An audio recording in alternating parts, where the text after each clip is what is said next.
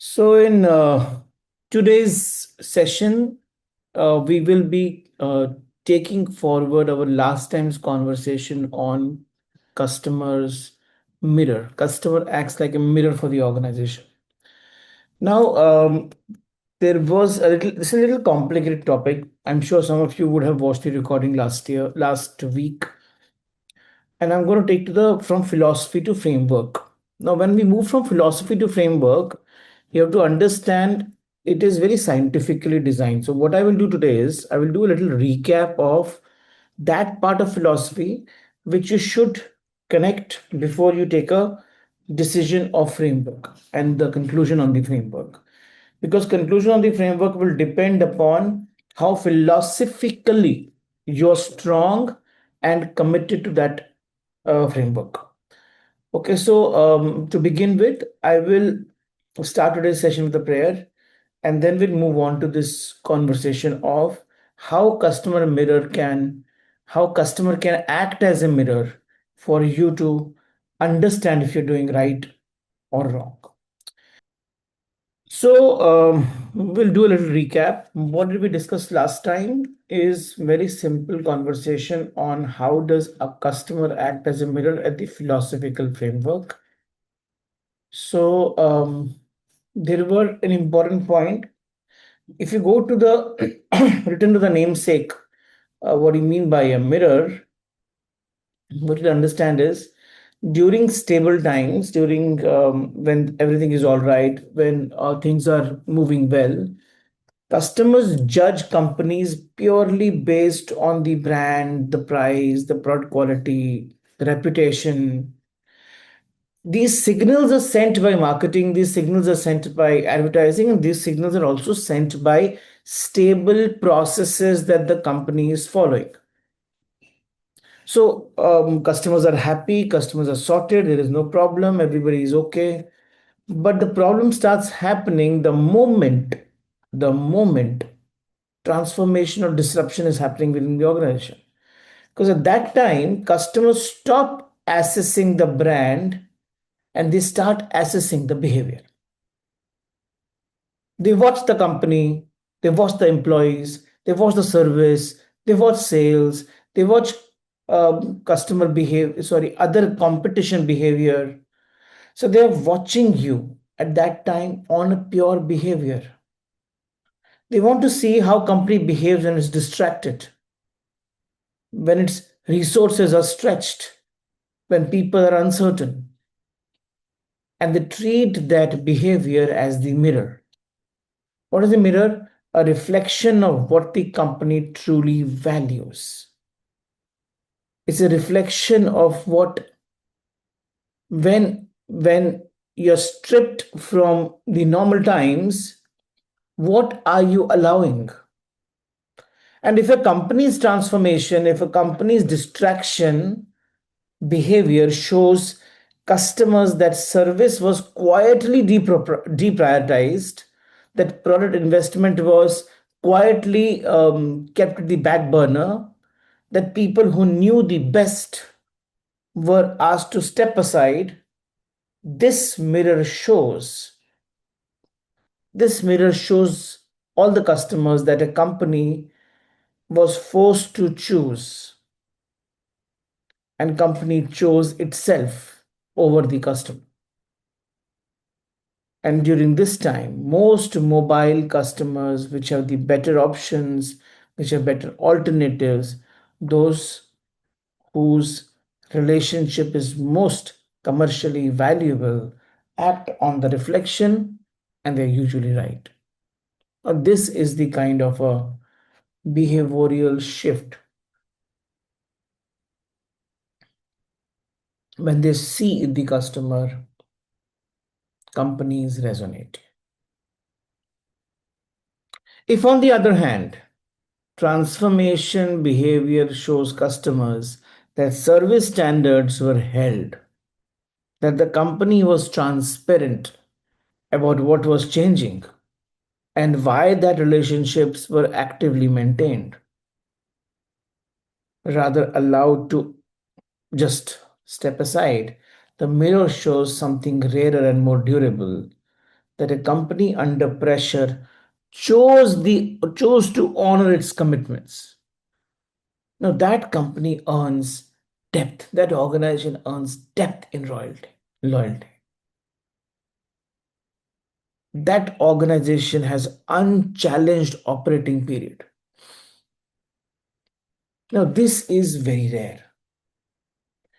So if you remember, I spoke about three principles that we'll need to carry forward while we're discussing the framework. And customer mirror as a framework is not going to finish in one session. It's going to continue for a few sessions. But let's recap the mirror. So three principles. Principle number one, the unit of trust is not intention. The unit of trust is interaction. Number one. I'll repeat again. The unit of customer trust is not intention. The unit of customer trust is interaction. Second, transparency is not same as communication. So customers basically don't need more messages, more emails, more WhatsApps, more talking during transformation or disruption.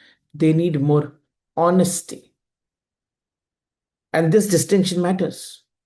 Communication is something that the organization controls. The timing, the framing, the channel, what to talk, when to talk, all this communication organization controls. Transparency requires something else. Transparency requires acknowledging what is genuinely uncertain or maybe broken, and doing so before customer discovers it itself. It's being absolutely honest. For example, because of your supply chain shift, customers are told upfront that your milestone will slip by 10 days. And upfront means much in advance because you have the clarity, he doesn't. He's only going by your past performance. Then customer will be able to plan his day and you can maybe also help him do that. That is transparency. That is collaboration. That is oneness. And is not same as communication. I hope you understood. Second principle. Third principle, customer relationship is the medium through which transformation value travels. Transformation cannot create a strategic value on paper.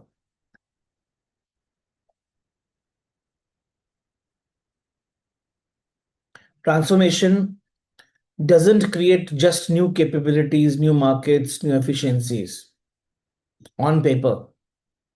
This value becomes real only through customer. Otherwise, there's no reality. It's just paper and strategy. So when new capability solves a problem and shows truly who you truly are for the customer, when the efficiency produces a pricing or a service benefit that customer can feel, then you have really made some transformative impact while doing transformation and post doing transformation. Now, these beliefs, just spoke about three beliefs. Number one, customer unit of customer trust is interaction is and not intention. Second, transparency is not same as communication. Third, customer relationship is the medium through which transformations value travels. These three beliefs are design requirements for our customer mirror framework. Now we'll get into how to build, sequence, and measure that framework. I would call it a signal engine. So keep that in head. What we're discussing today is the signal engine, the four driver architecture for keeping the customer signal healthy while everything else is in motion. So I will put that for you so that you can either take notes or take screenshot whenever required. Just give me a second. So today we are going to be creating what we call as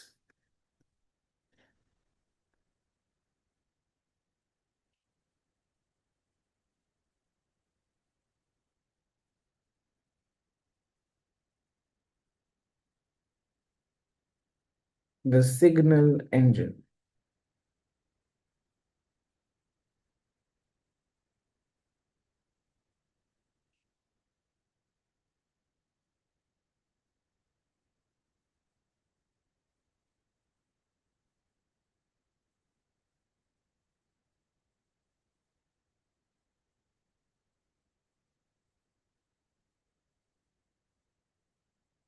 All right.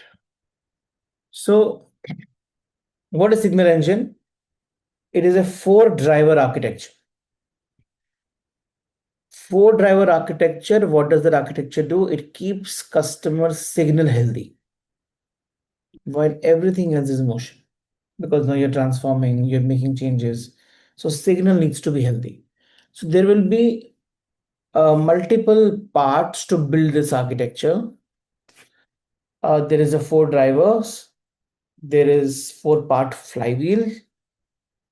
These two things will actually turn philosophy, which we discussed last session, or right now I briefed it, into practice.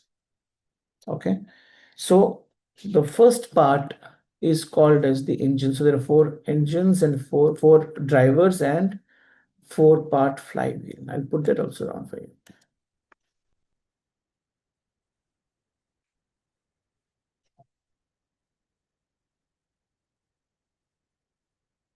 So it comprises of four four drivers and four-part flywheel.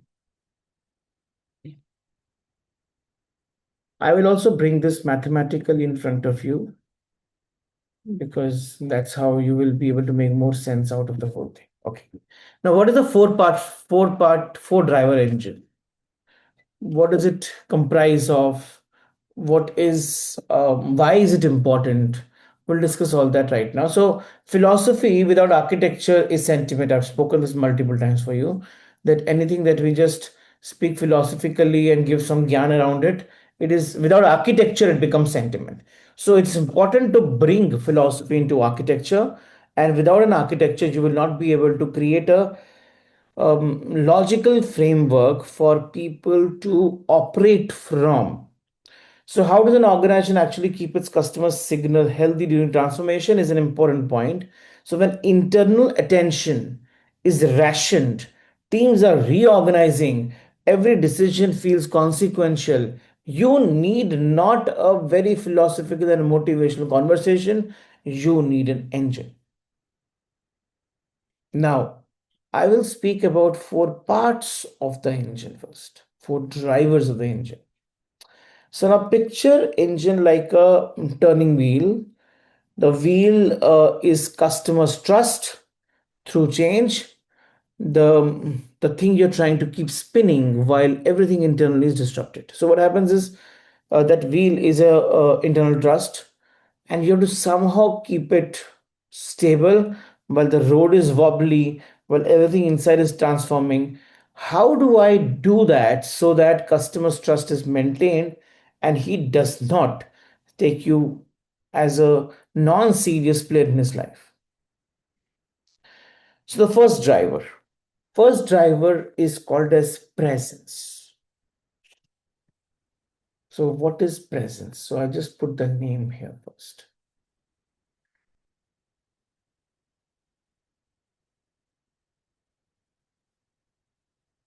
Drive, sorry. Driver number one is presence.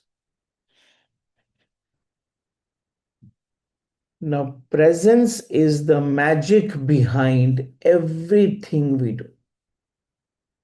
Without presence, you will not be able to create any kind of impact for your customer. So how do we actually scientifically create presence? So what do?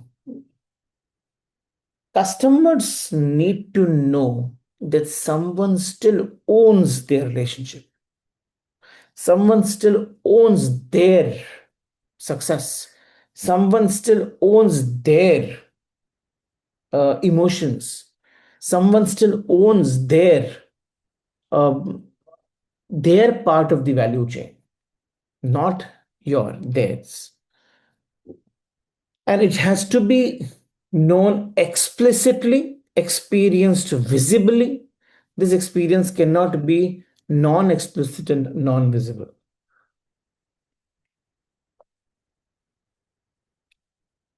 So, the most corrosive thing during transformation that can happen during transformation is when customer relationships start becoming ambiguous. The most difficult thing that happens to the customer relationship is ambiguity. So, corrosion is ambiguity. So first, let's identify the problem and then we will solve the problem. So I'll list the problem for you first. So the biggest problem that we need to solve is ambiguity. A transformation is happening, you're making changes, customers, there's something internally moving.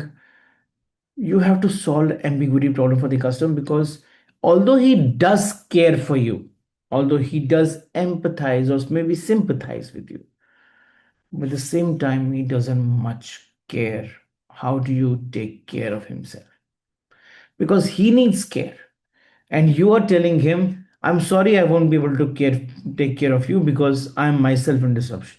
Now that doesn't solve anything for customer. So therefore, problem that we need to solve for the customer is, although you have told him and you have been transparent in telling him, you have communicated to him that I'm going to be in a very difficult state right now, how do you solve ambiguity that is entering his head? Now that solution can happen only by presence. So when organizations restructure, when accounts gets reassigned in a B2B case, when relationship managers change, when customer finds themselves in the gap, not because anyone decided to neglect them, but because internal map of who owns what was redrawn without customers sitting in the room. Now, presence means actively closing this gap, actively closing this gap because he is now in a state where you are making changes and he's stuck. So when organizations are restructuring, usually accounts starts getting reassigned to others, relationship managers become change themselves. If it's a B2C company, your distribution is a problem. Distributor is still your B2B partner. He says, you told me you'll get the stuff for this particular time, this particular date. You didn't get it. I'll get this much quantity. I didn't get it. So there is a gap that gets created between expectation and actual execution. So what does presence do? Presence basically actively closes this gap.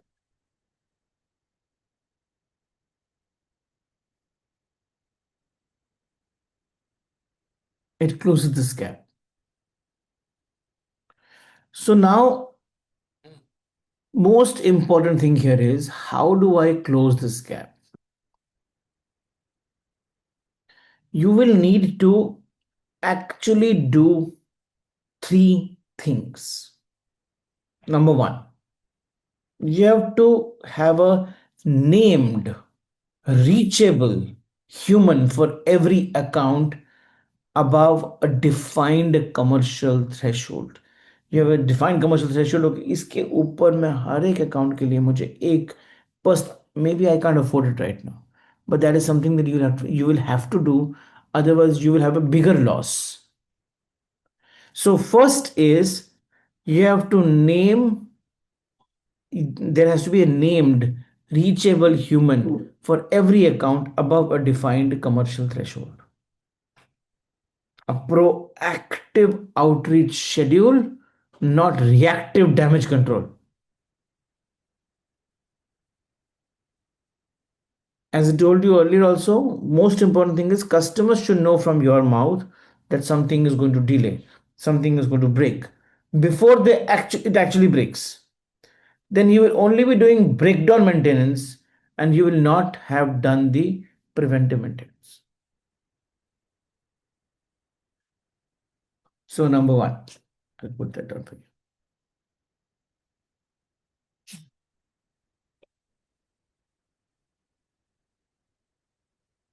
Solution is presence that fills the gap. Now, what do you do for presence? Number one, named individual who will be proactive in reach out.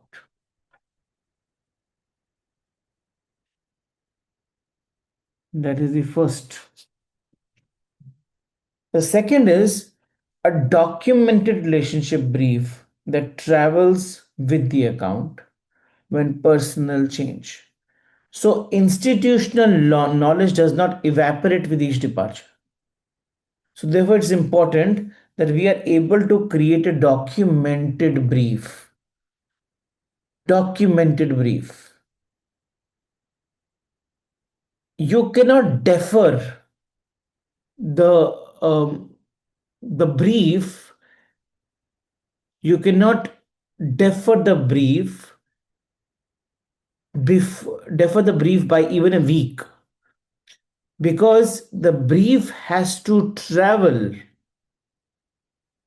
the customer before the changed individual reaches there. The temptation usually in the transformation is, and I've gone through so many transformation activities, is to defer this particular work, to wait until the org structure changes, stabilizes, reestablishes. That's the wrong sequence. The first thing is, you have to have a documented relationship brief that travels with the account when the personnel change. Okay. Now, how does that work? Is that the moment you have a shift happening in anything, so a person changing, and why is he changing? It is something that you have to ensure that documented brief travels the customer before customer starts to meet a new person or a new face. So the second important point is documented brief.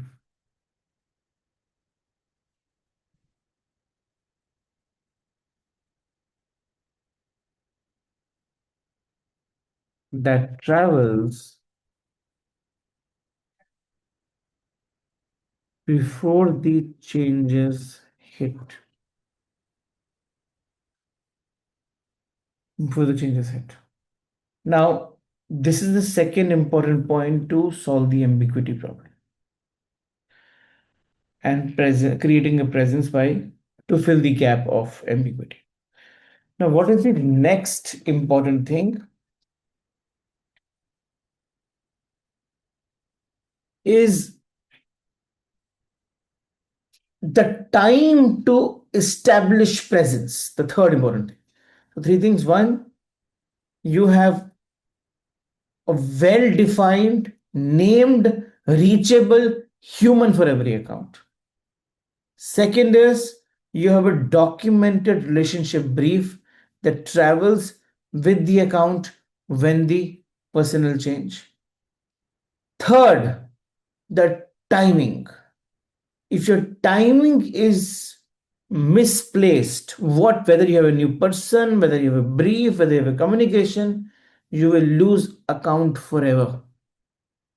So therefore, a documented brief, while is an important element, when does that reach is extremely important. The third, time to create the feeling of presence. Now, the first driver for any big shift in any organization is the presence, which solves the problem of ambiguity. And it presence basically fills the gap by doing three things rightly: name the person, send the brief at the right time. Oh, sorry, I didn't. So send the person with the brief, and the brief and the right time. When these three things are well planned, presence is created. And what is the right plan? Nobody can tell you. You have to you have to imagine and work on it on yourself, because that's how you create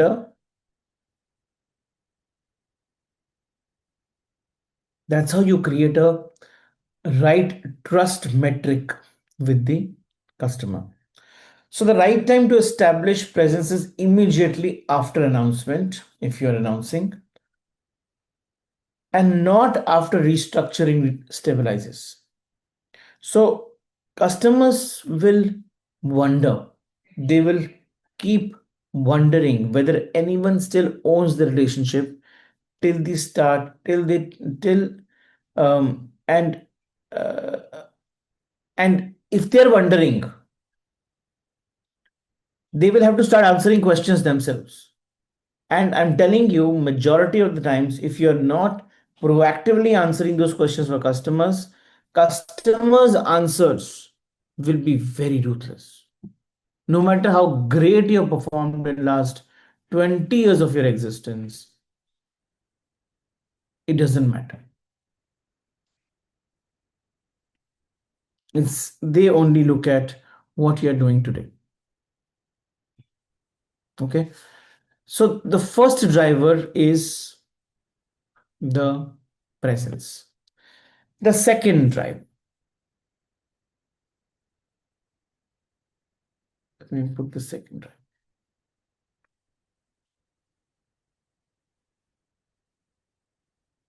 The second driver is driver number two,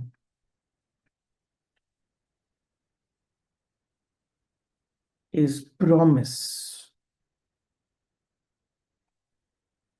So number one is presence, driver number two is promise. Now, what do you mean by promise? Customer need to know. They need to know what is true. And they need to know what is true, especially when true is inconvenient. So, promise basically is the discipline of proactive, honest communication, not the aspirational kind. Promise is the discipline of proactive, honest communication, not the aspirational kind. What is aspirational? CEO video, customer letter, the aspirations. What is discipline of proactive, honest communication? That means it is operational communication. It is not aspirational communication. Operational communication means keeping customers informed about the specific things that are changing in the specific experience before they discover it themselves.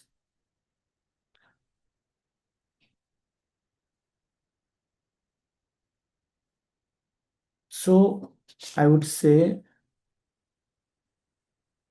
promise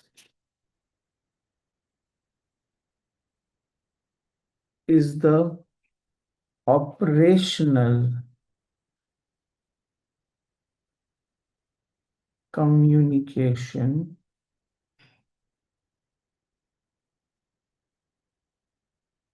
and not aspirational communication.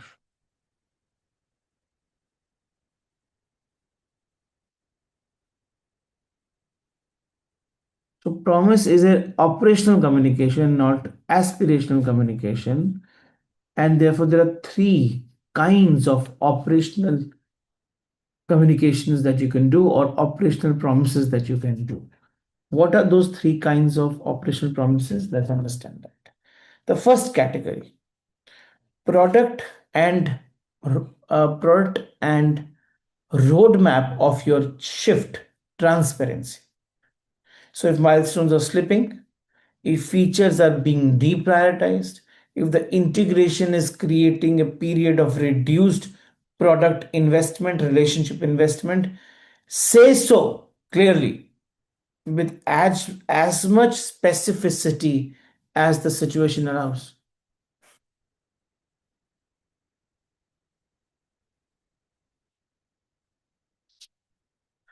So the first is product and roadmap transparency.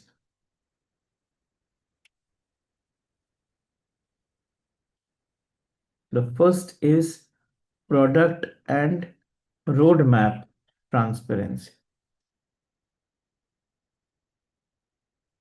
Actually, customers who are informed well in advance in the right fashion, the right way, with empathy, with clarity, are more forgiving and far more forgiving than the customers who are not informed. Either you don't inform or you inform in wrong way. Both are a problem. So driver number two is the promise. And the first promise is the product and roadmap transparency. Second promise, service standard honesty. So if support times will be affected during a restructuring period, name the impact and timeline for restoration. Haven't you seen some messages coming from Airtel saying that our service will be down for next 5 hours? And their anxiety is down, even if your work is stopped. But you know exactly 5 hours, I have to have a plan B because plan A is not going to work anymore. So, service standard honesty is the second important element.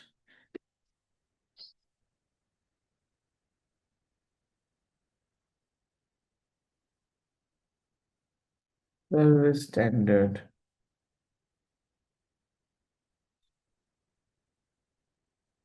transparency. So, first is product and roadmap transparency. Second is service standard transparency.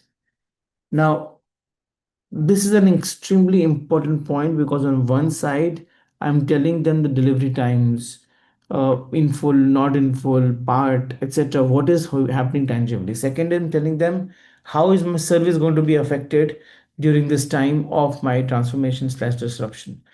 The third is the structural change acknowledgement. If relationships are changing, new account managers are coming, new support teams are coming, new contract processes are coming, new communication mediums are coming. Communicate clearly, honesty, and communicate the change before it actually happens with an explicit handover plan, not a quiet substitution. So the third is structural change.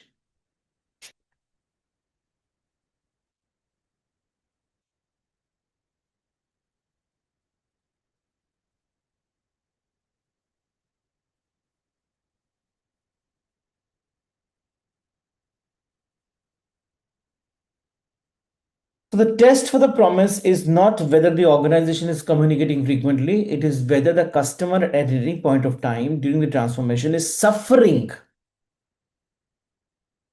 and is surprised by something they could have been told in advance. That is the test of the promise. So every avoidable surprise is the small trust withdrawal. And the trust, once withdrawn or drawn down repeatedly, does not restore fast, does not restore automatically, does not restore to the same extent after transformation. So, therefore, transformation activity, whenever you begin in your organization, you have to begin today, tomorrow, whenever. That transformation activity will require a lot of proactive actions from you and not just reactive expectation misses or reactive reactions from the customer.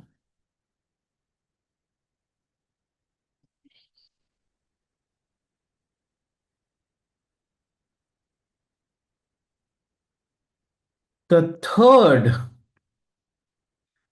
driver,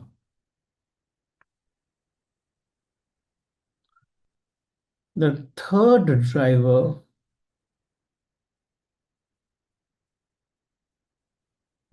number three. So first is presence, second is promise, and third is pipeline.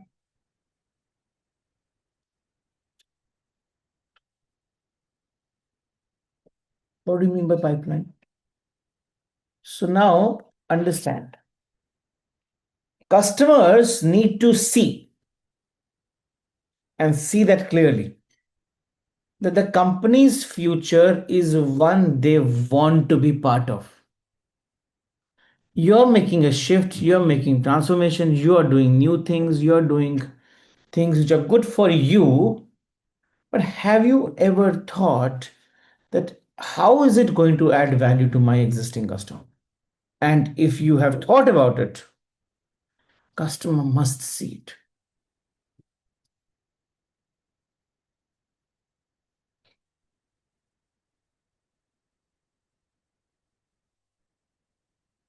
So when suppose you're adding new products or you're adding new services or you're adding new ways of engagement, which is a pipeline of your offering to the world, customers need to know that very proactively.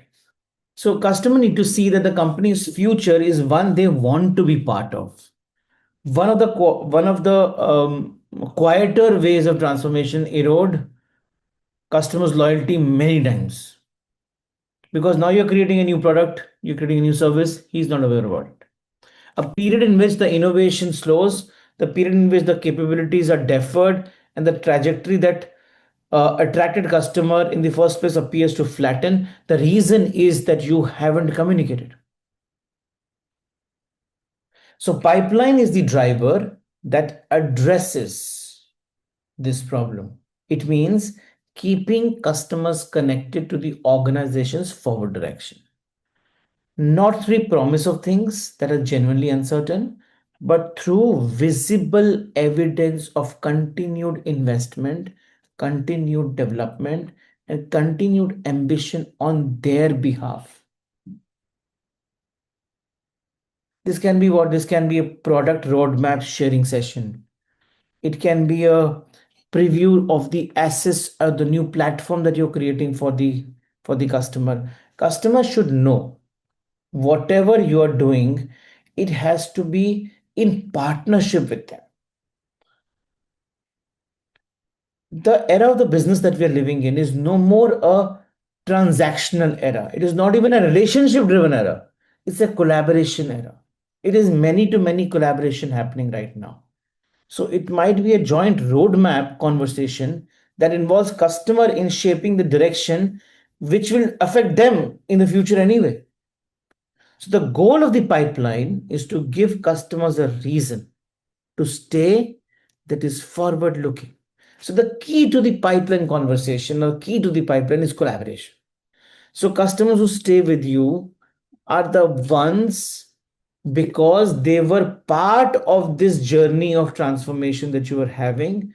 When you took their opinion, when you sat with them and planned the pipeline, when you took their suggestions on what should I add in the pipeline, what I should not add in the pipeline. Now, this is a conversation that actually helps you move forward strongly. So, transformation is an opportunity. If held carefully to refine the forward story, it will actually become your story of the future.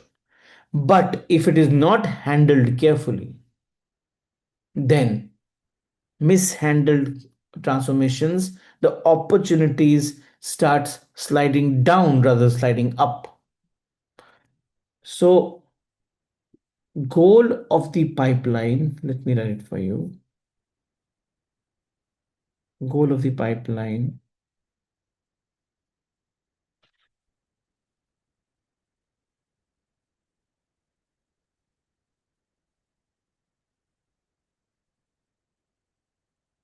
is to collaborate, sorry,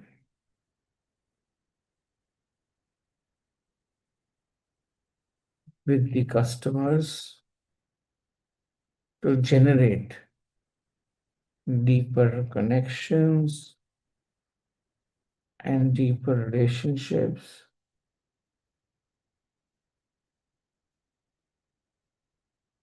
As now he was part of the forward direction. Now, this conversation, this collaboration is magic, what can create magic for any organization, any transformation activity. So first is presence, second is promise, third is pipeline. What is the fourth driver?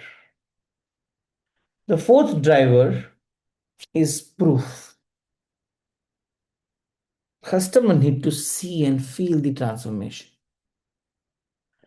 They need to see and feel the transformation is creating value for them and not just for the company.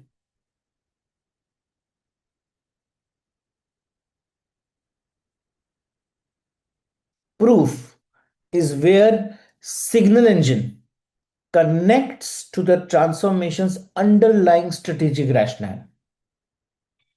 Every transformation, in theory, is designed to create something better, better capability, better service, better economics.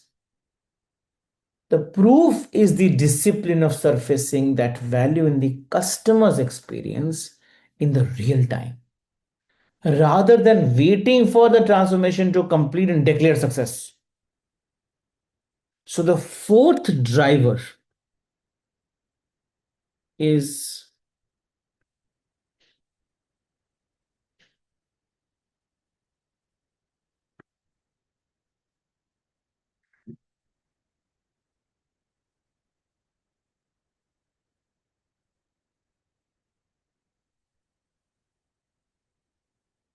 proof.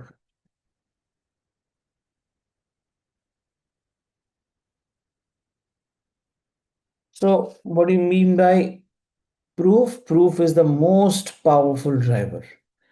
What does it do?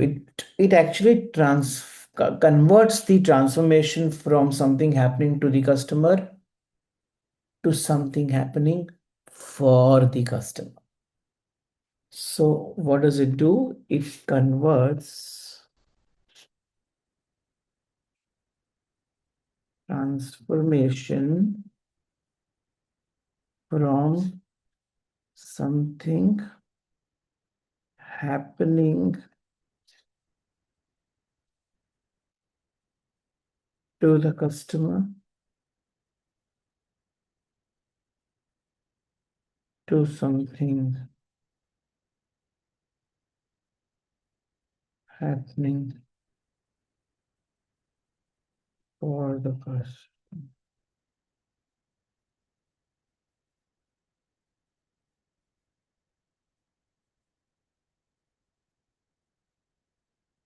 So what did presence do? Presence earns trust, promise builds credibility, pipeline maintains belief, and proof creates advocacy. So if I have to just give one actions for each, what does presence do? Presence earns trust.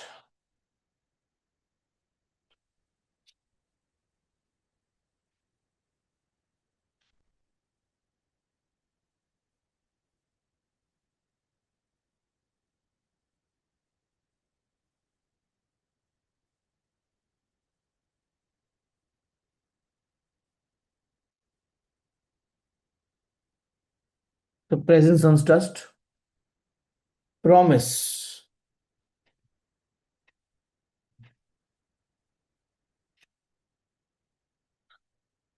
Promise builds credibility.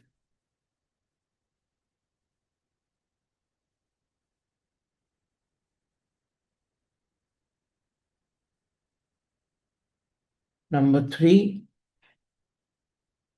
proof without um, pipeline builds belief.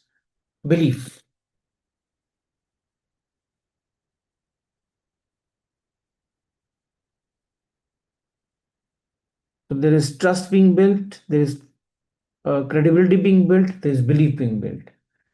And finally, proof. Finally, proof creates advocacy because now customers is becoming an advocate for what you're doing. Advocacy. Now, if you can do these four things, look at the transformation that you can have along with the customer. Now, what happens during all this process? During all this process, what is happening is when you're working with the customer collaboratively for transformation that you're doing for yourself, disruptions are happening, but customer is being part of the whole journey along with you with all the internal small little things that you are trying to do and customer is feeling them from the heart and the spirit. It becomes a great principle for customer to start becoming part of your transformation activity. Now, this is the engine that we have to build. So, what are the four important drivers of the engine? The first is first is presence, second is a promise, third is pipeline, and fourth is proof. Now, please understand, although presence is creating trust, promise is building credibility, pipeline is building belief, proof creates advocacy. You know why it's important? Because belief without proof feels like a spin. Proof without presence feels impersonal. And none of it lands without someone the customer recognizes to deliver it.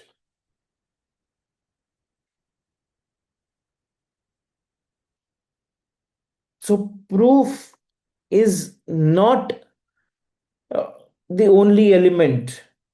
Customers start need to recognize that who is going to deliver this to me in a stabilized situation. So if you look at it, I'm going to put things very simply for you right now, and I'm going to move to the next part only after you've understood this. So on one side, philosophically, we understood that customer is the mirror. So therefore, whatever you're doing, whether you're doing right or not, you should look into the eyes of the customer. Now, this has happened many times to me also, and whenever in organizations, I'm trying to connect my thought to what can I do more for transorganization. It's a conscious effort. Like look into the eyes of the customer, and I'm being very honest with all my customers, all our sorry, not to call them customers, all our seekers, that if I'm doing something wrong, I should be able to see in his eyes. And when customer is critically telling me, Rohit, see, you're doing something wrong, you have to connect. Now, when they say it, they never say it on my face. They say it in their behavior. Now, I should be able to read. I should be able to sense. I should be able to create a connection. Otherwise, whatever I will do for the organization, it is very natural because there's so much happening over there, you will disconnect from the customer. And one fine day, customer will knock on your door. Hello, Rohit, are you there? I'm waiting. So, no transformation activity can have employees kept aside, can have customers kept aside. Both of them are at the center of it. And you can say, I'm transforming, but if you're transforming in the right direction, the right movement, right direction, right movement or not, only one who will tell you is the customer and the employees. And that's why they are the mirrors of your transformation activity, mirrors of your organization. Now, I will give it a pause here because it's not that simple to absorb. We'll go to the next part of the flywheel conversation next time. But if you have any questions, you can ask me now. Any thoughts, any questions that you want to discuss or ask is important here because that will give you a connection to whatever I'm saying and what you are understood. Namaste. Namaskar. Thank you. Brilliant. I was sitting on the edge of the chair. It's amazing. And also, to me, it looks very, very fearful. Is it possible to really do it absolutely with integrity, with honesty and everything?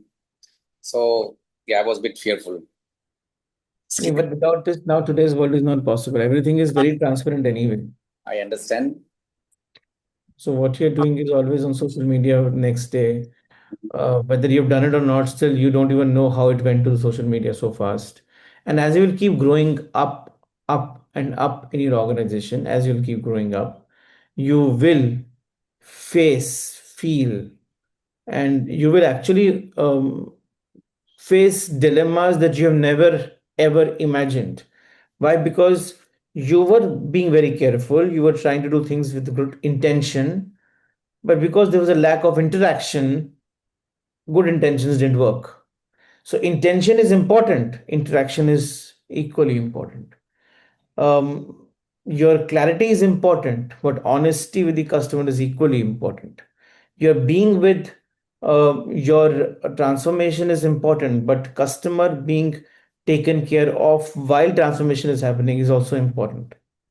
So it is something that as you are becoming a larger, bigger entrepreneur, wanting to earn better, wanting to have better financial success, financial valuation success, there is nothing private anymore.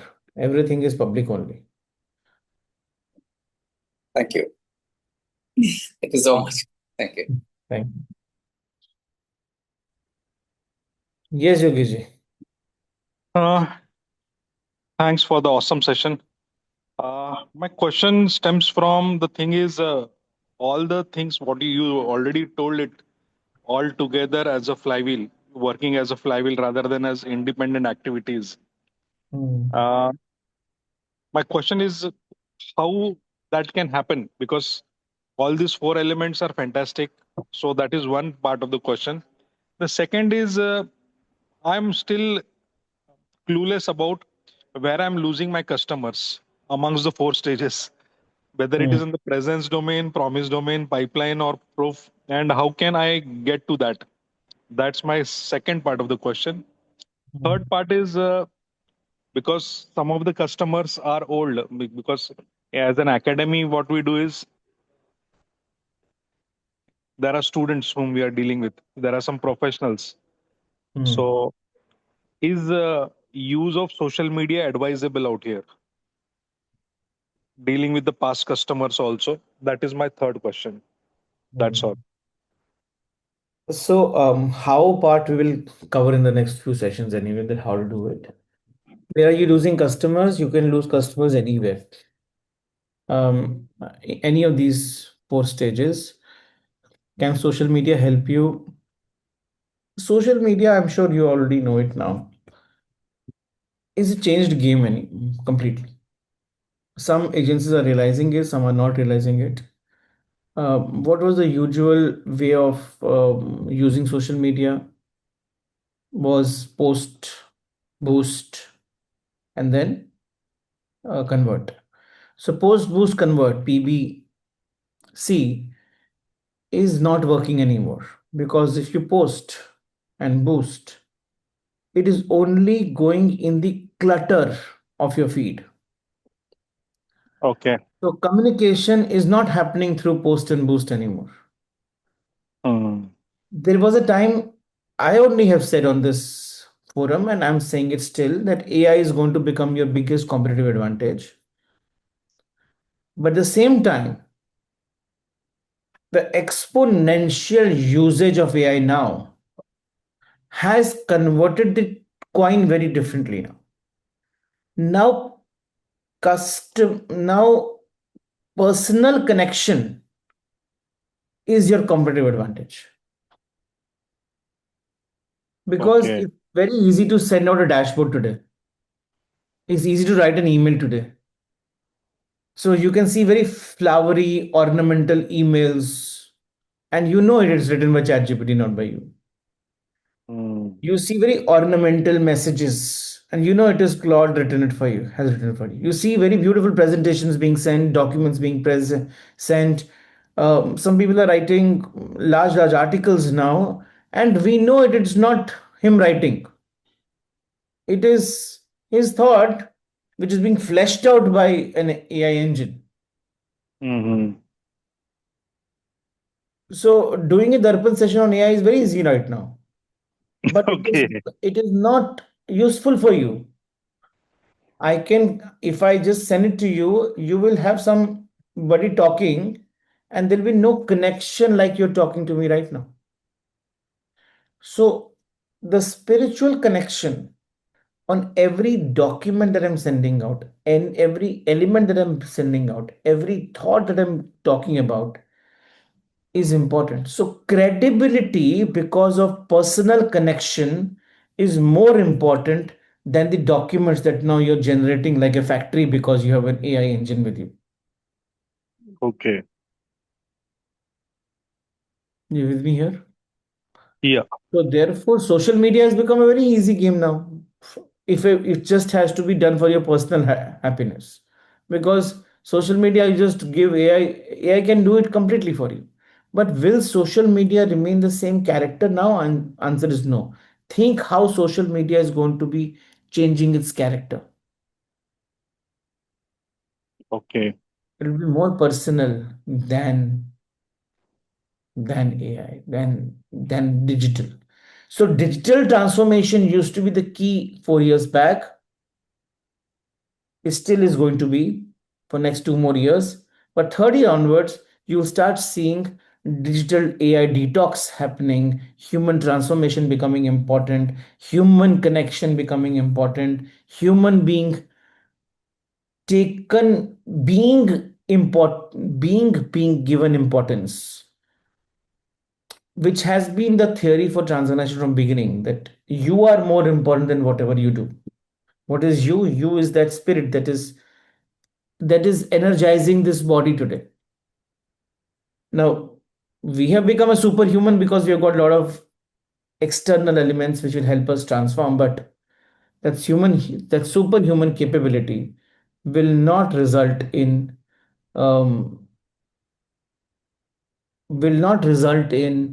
any tangible exponential impact if we forget we are humans, and Okay. our only energy is love. Our only energy is that unconditional love that we stand for, which no robo, no AI can ever replace. Thanks. One more part, I just, as you are speaking, I just understood it. I'm still not able to distinguish between two parts. One is you talked about aspirational communication, Hmm. and second is for me operationally. If okay, the promise that I need to deliver. Okay, it's an operational promise that I need to deliver, and aspirational communication. How can we distinguish between the two? Aspirational communication is just a word that I give. Aspirational communication means I send out a letter. and send out a large email to the customer कि ये हो रहा है, ऐसा होगा, but वो होता ही नहीं है. Okay. So earlier customers used to expect कि ये भेजेगा, होगा कुछ नहीं. So Hmm. therefore, aspirational communication should go first, and then operational communication should go first, second. What should happen? What should be the sequence? Aspirational first, operational second, or operational first, aspirational second? I As- think aspirational should go first and operational should go second next. no, Operational promise. No? no, no. Do before you speak. Okay. Act. Okay. Action is first. First Got act, it. then talk. Okay. Okay. Because when they will receive the email, they will say, yes, yes, I'm already experiencing it. Good, good, I agree. But when you send an email, they experience it, they expect it the next moment. Hmm. So communication has changed its methodology now. Yeah. And one more gap which I am just discovering is as you spoke now, my service staffs gives them a whole lot of promises for taking the order. But when Hmm. it comes to my operational and service staff, they are faced with the loggerheads. बेचते Correct. वक्त तो हाँ, that is also second gap. That's true. Thank you. Thank you. Thank you very much. Hi, Rohit. Hi. I'll connect with you next week. So Okay, I'll give you a date. great. On this session, the Mhm. pipeline part of it, okay, where Hmm. we are talking about human connect and where you explained to Yogesh right now was Hmm. awesome. But again, when AI is developing, when automation is happening, when Hmm. I'm focused on reducing my manpower to increase efficiency with a lot of tools which are getting in, Hmm. the human capital is depleting, and this is the pressure from top to bottom is because tomorrow you know for sure that the technology is roundabout to replace a lot of human interaction at the level which has never happened in the history before. Okay, so whether it Hmm. is a calling or a service or customer invoice generation, I don't need these many people in the business right now. Hmm. Hmm. So when that is constantly pushing down, the image of the customer or distributors or contractors who are aligned with the business is depleting because rightly what you said, there was somebody who was listening to his story, having cup of coffee with him. These people are evaporating from the business, Hmm. right? And then the execution is also something like Yogesh said, never happens. Service goes and commit, and Hmm. implementation is implementation. And Hmm. so that's the struggle right now in. So how do you see this solving in next couple of quarters? And how it is taking shape in this direction or a different direction? Because what you are telling right now, or what I got right now, is there is an beingness which will enhance in the business, which is Hmm. like a old way of doing thing when other parameter is matured. You have virtual Naresh calling customer Hmm. also Hmm. available, which is Hmm. giving inputs as per the model which is fed in, Hmm. and there is a human Naresh who is having interaction.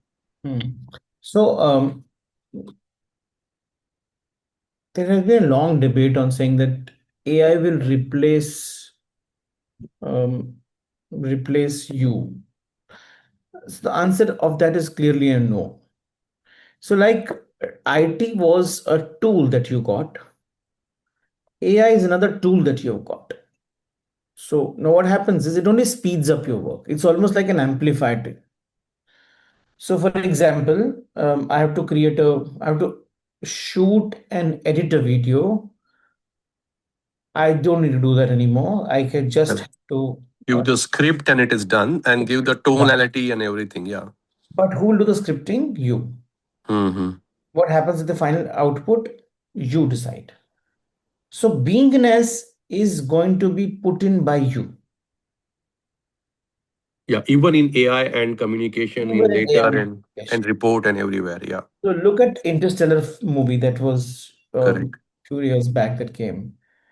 Interstellar could not have that assuming that advanced, where you are both talking to each other. The I don't remember the name of the robo that was talking to the protagonist over there. Hmm. But there was a beautiful conversation happening between them. One was doing calculations faster, that's it. Correct. But whole process of what to do, why to do, was being designed by the human. Decision was taken by the human. Now, there might come a time when the decision is being taken by the machine, but that is the power that you give it to them. Right. You can tell them you take the decision. They will take the decision based on data. But you have the power to take the decision. Now, the only enemy of human right now in front of AI is laziness. The biggest enemy is laziness. I can generate 100-page report in 5 seconds tomorrow. Mm. But have I put in my energy into it? That will make that report beautiful. So I'm still living in that zone of the past where writing a report was a difficulty, or writing a 50-page or 100-page or 500-page book was difficulty. So I used to engage writers, I used to engage these people, I used to do narration. Now that is not required. So when I get a report or get a book in front of me, I feel excited. But unfortunately, you're living in the wrong world.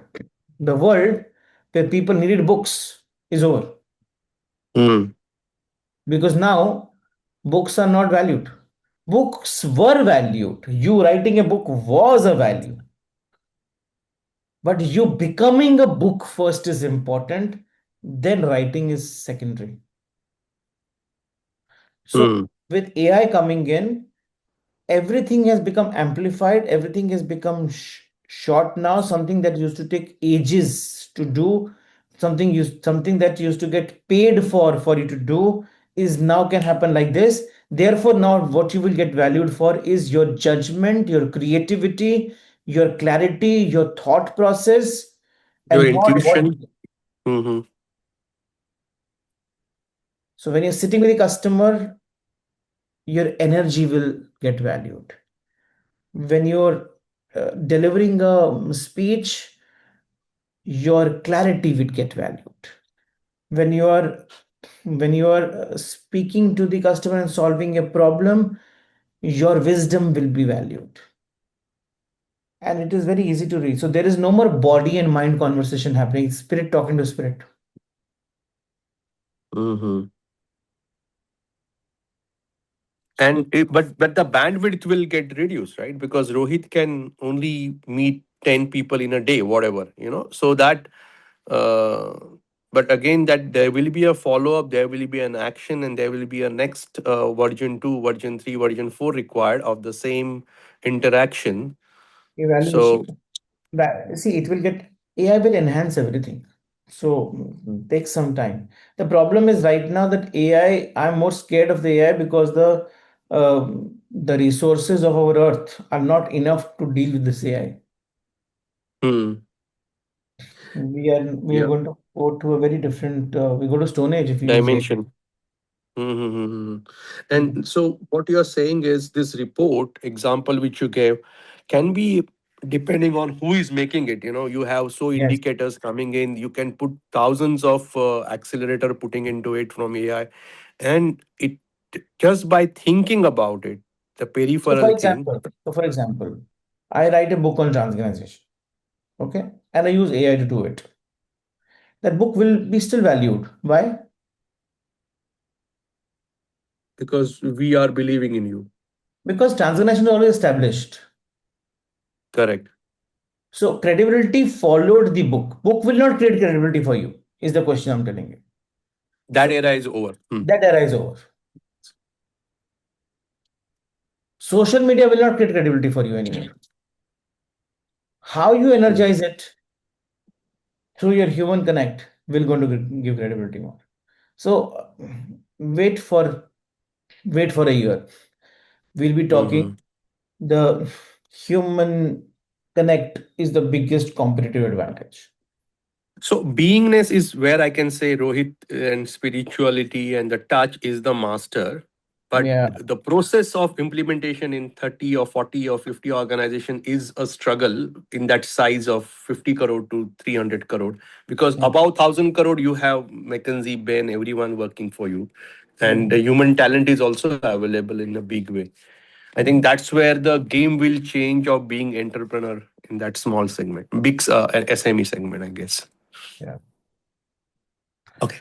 Thank you, Rohit. Thank you. Thank you. All right. Thank you very much. Thanks for being there. We will connect again next week, taking this conversation forward. Customer as a mirror of your transformation. Thank you. Let's conclude today's session.